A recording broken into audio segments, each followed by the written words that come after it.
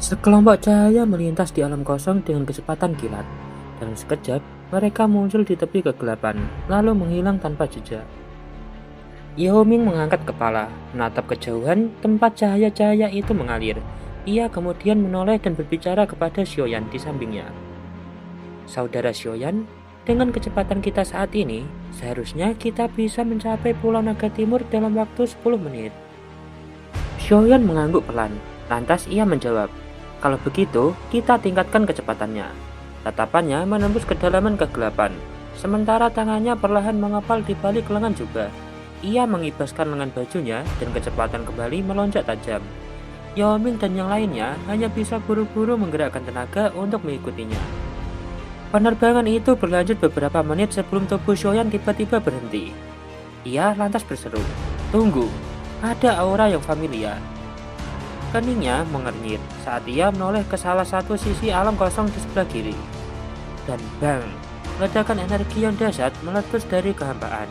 Sesosok tubuh yang memuntahkan darah terlempar mundur dan jatuh di tengah kerumunan. Wajahnya pucat pasi, matanya menatap sekeliling dengan amarah yang tertahan. Tak lama kemudian, lebih dari 10 sosok muncul mengintarinya. Aura mereka sangat kuat, terutama dua tetua yang memimpin kelompok itu. Meski tampak biasa, tekanan mengerikan memancar dari tubuh mereka. Jelas merupakan dua ahli puncak tinggi Bansai. Salah satu dari mereka pun berteriak, "Tiga pulau naga besar, kalian benar-benar berani menyerang yang mulia Kaisar Naga."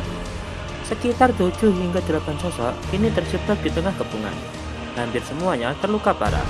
Di antara mereka, dua wajah tampak familiar. Hei Jing yang pernah beberapa kali membantu Xiaoyan, serta penetua Zuli yang juga pernah ditemuinya. Keduanya masih berdiri, meski kondisi mereka jelas tidak baik. Wajah mereka suram. Mereka baru saja kembali dari patroli ketika mengetahui Pulau Naga Timur diserang oleh 3 pulau naga besar. Saat hendak bergegas kembali, mereka justru bertemu kelompok ini, yang ternyata telah menyegel seluruh Pulau Naga Timur. Pertempuran sengit pun pecah. Dengan kehadiran dua Banseng, hasilnya tak perlu dipertanyakan. Mereka kalah telak dan terus dikejar hingga ke tempat ini. Jelas, pihak lawan berniat membasmi mereka semua. Seorang pria bersirah menatap Zuli dengan ejekan di wajahnya. Ia berkata, "Zuli, 3 Raja Naga Agung adalah penguasa sejati. Kalian justru mencoba menyatukan naga void kuno dengan mengangkat seorang palsu entah dari mana. Sungguh naif." Ia adalah salah satu komandan dengan kekuatan Banseng tingkat menengah. Zuli pun membalas dengan dingin, "Kau sendiri tahu apakah itu palsu atau tidak? Tampaknya kalian sudah melupakan aturan leluhur suku kita di bawah pemerintah 3 Raja Naga Besar." Pria tua bersirah itu mengernyit. Ekspresi berubah tidak wajar. Dalam suku Naga Void kuno, kan kerajaan memiliki otoritas mutlak. Tekanan dan keturunan membuat anggota biasa secara naluriah takut melawan bangsawan. Mereka semua tahu bahwa Kaisar Naga Muda di Pulau Naga Timur memiliki darah kerajaan yang sangat murni. Namun, bertahun-tahun tunduk pada 3 Raja Naga telah memutarbalikkan cara berpikir mereka. Mereka mungkin tak berani menyerang Kaisar Naga secara langsung, tetapi terhadap yang lain, rasa takut itu nyaris tak ada. Seorang tetua berwajah merah dengan tak sabar pun berkata, "Qian Shuang, jangan buang waktu dengan orang tua ini. Perlawanan Pulau Naga Timur lebih kuat dari dugaan kita. Kita harus segera kembali." Sesaat kemudian, He Jing memaki dengan marah, "Dasar bajingan tua, 3 pulau naga besar kalian tak akan mampu menghancurkan Pulau Naga Timur kami. Saat Kaisar Naga menjadi lebih kuat, kalian semua hanya akan menunggu kematian."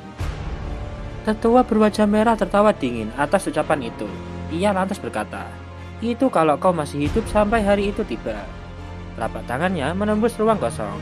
Angin mengerikan meraung sebelum menghantam tubuh He Jing dengan kecepatan kilat. Dan boom, meski telah mencapai puncak perubahan ke-8 Dozun, He Jing tak mungkin menandingi Banseng. Armor di tubuhnya hancur seketika. Darah muncul dari mulutnya saat tubuh terlempar dan menghantam rekan-rekannya di belakang. Setelah itu, tetua berwajah merah tertawa puas. Ia lantas berseru, "Orang tua yang tak tahu diri, beraninya kau mengaum di hadapan tetua ini."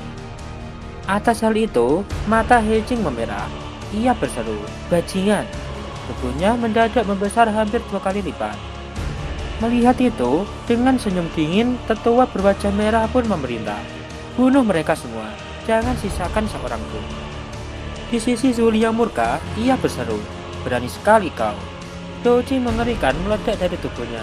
Ia menghantamkan tinju ke depan, dan energi itu membentuk naga raksasa sepanjang ribuan kaki yang meraung dan menerjang tetua berwajah merah.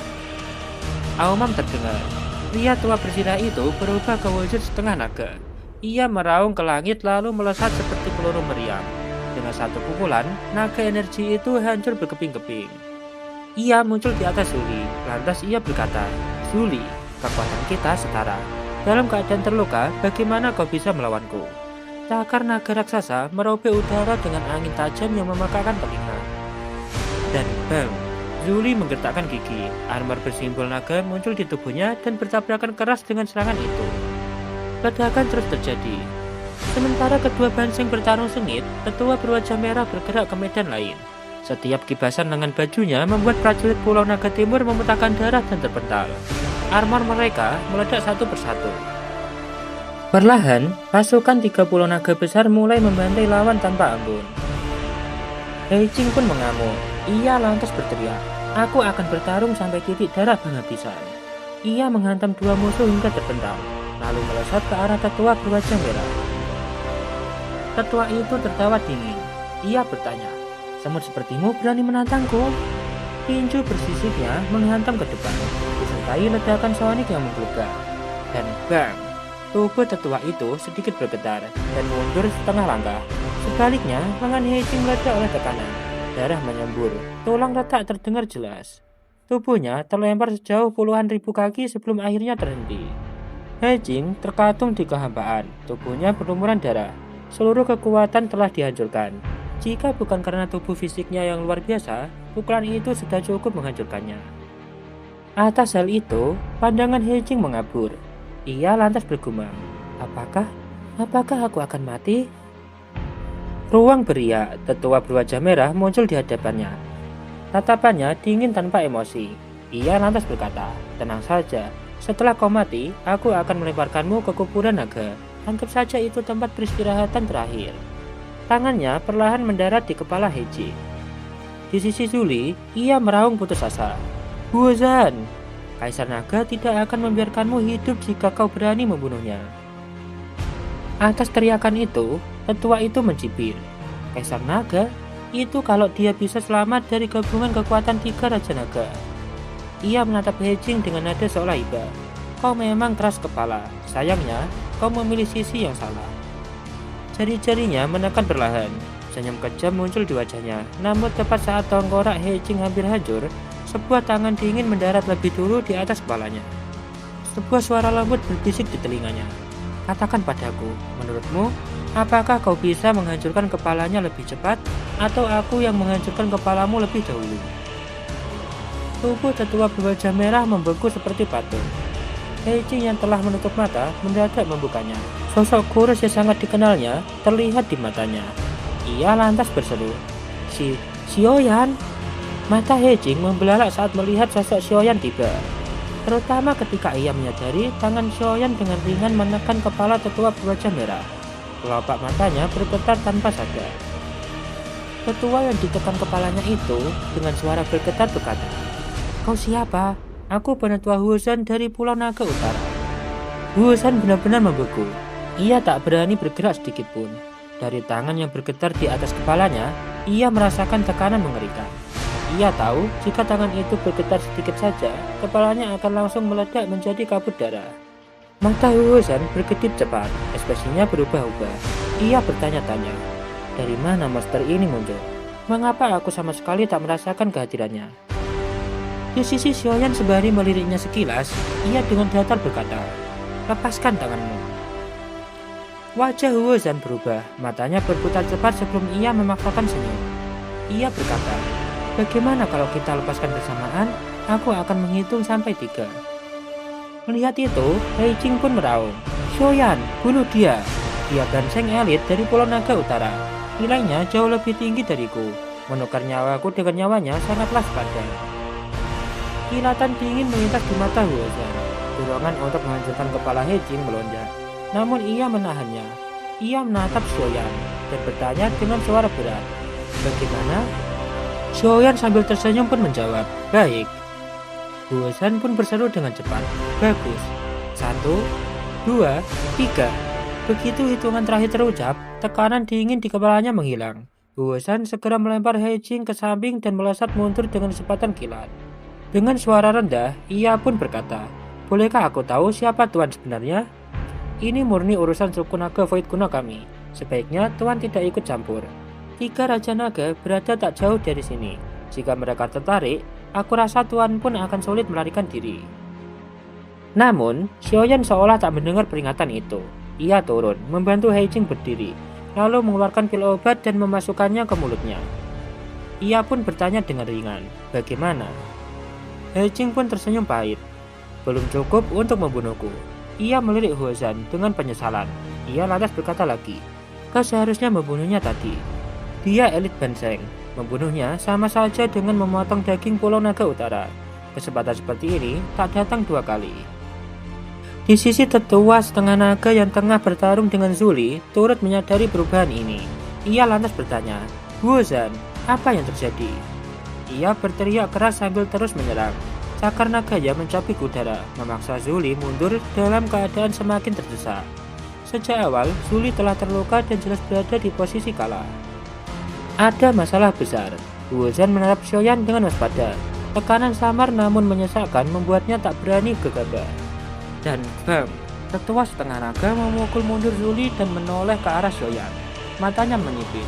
Lantas ia berkata, "Teman, mencampuri urusan suku naga Void kuno di kehambaan ini bukanlah keputusan bijak." Di sisi Zuli, ia memanfaatkan celah itu untuk menarik nafas. Ia menatap sosok di samping He Jing dengan terkejut, lalu seolah teringat sesuatu. Ia lantas berseru, "Xiaoyan!" Ia segera mendekat. Dengan tergesa-gesa, ia pun berkata, "Mengapa kau datang? Ini bukan sesuatu yang bisa kau campuri. Bawa He Jing dan pergi, aku akan menahan mereka." Di sisi Huozan, ia mencibir dengan dingin. "Mencoba kabur? Teman, ini kesempatan terakhirmu." Atas gertakan itu, Xiaoyan mengerutkan kening. Ia melangkah maju dan berkata, "Banseng tingkat menengah berani bersikap sombong di hadapanku." Dan tubuhnya menghilang seketika. Ekspresi Huozan berubah drastis. Ia buru-buru mundur. Namun, belum sempat bergerak jauh, sebuah tangan menembus ruang di depannya dan kembali menekan kepalanya. Suara dingin pun terdengar. "Mundur lagi, dan kau mati." Itu membuat jantung Huozan nyaris terhenti. Saat melihat sosok Xiaoyan muncul perlahan, suaranya keluar serak. Kau Douseng?" Bukan hanya Huozan yang terpenganga, He Jing dan Zuli pun membeku. Saat Xiaoyan meninggalkan Pulau Naga Timur dulu, ia hanyalah dusun bintang 5. Kini Douseng. He Jing pun bergumam, "Ini mustahil. Bagaimana seorang bisa tumbuh sejauh ini?" Xiaoyan menekan tangannya ke kepala Huozan. Wajah tetua itu memucat. Jari Xiaoyan menekan dahi lawannya membentuk lubang berdarah. Aura Huozan melemah drastis. Sebuah simbol muncul, menyegel seluruh doujinya.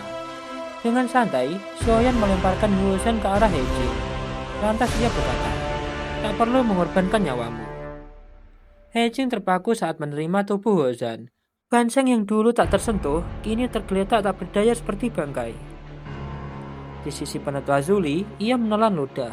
Bahkan di puncak kekuatannya, ia harus bertarung mati-matian untuk mengalahkan orang ini. Namun di tangan Xiaoyan, ia lantas bergumam, tak heran, dia sahabat Kaisar Naga. Tetua setengah naga di kejauhan menggigil. Ia lantas bergumam, menarik. Rasa dingin merambat dari kaki ke jantungnya. Tanpa ragu, ia berbalik kabur. Melihat itu, Zuli pun berteriak, "Xiaoyan, jangan biarkan mereka lolos." Xiaoyan hanya tersenyum tipis. Beberapa saat kemudian, cahaya berkelebat. Yao Ming dan rombongannya muncul, menyeret para pelarian. Yao Ming pun tertawa. Orang tua itu licik. Tapi apa artinya Banseng di hadapan kita?